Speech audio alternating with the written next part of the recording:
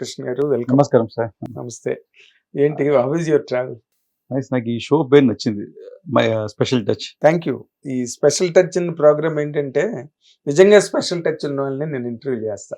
ఎందుకంటే ఇన్నాళ్ళు మీడియా ప్రయాణంలో నేను I cannot make an interview ఎవరితో పడితే వాళ్ళతో చేయలేను నేను.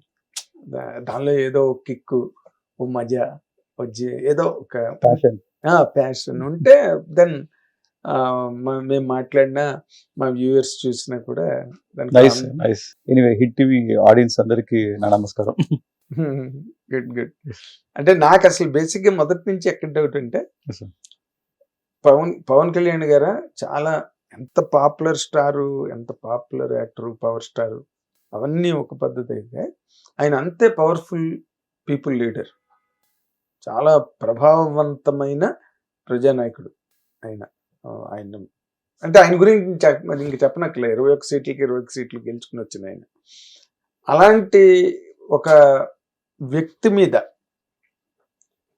హరిహర వీరమల్లు అనే సినిమాని మీరు హ్యాండిల్ చేయడానికి మీకు ఆపర్చునిటీ వచ్చినప్పుడు అసలు ఈ రెండింటిని ఎలా మ్యాచ్ చేసుకోగలిగారు, లేదా అసలు ఆ మ్యాచింగ్ మీకు ఒక డైరెక్టర్గా మీకు ఎలా అనిపించిందండి? మీ ఎక్స్పీరియన్స్ ఏంటి?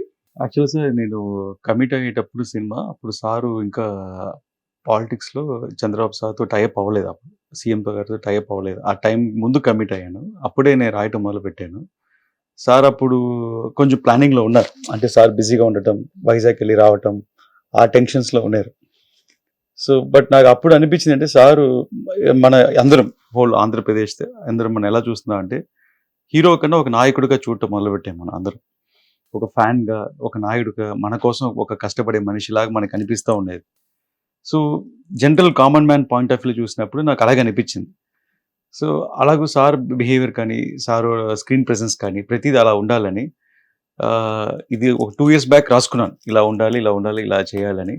దాంట్లో ఈ ధర్మం గురించి సార్ ఒక ఫైట్ తీసుకున్నారు, దాంట్లో ఒక ఇన్స్పిరేషన్ వచ్చింది. ఆ ఇన్స్పిరేషన్ నాకు అనిపించింది అంటే సార్ మైండ్లో ఒకవేళ ఇది ఉంది కావాలా, ఇంత పెద్ద ఫైట్ వర్కౌట్ అవ్వాలి, దానికి బ్యాక్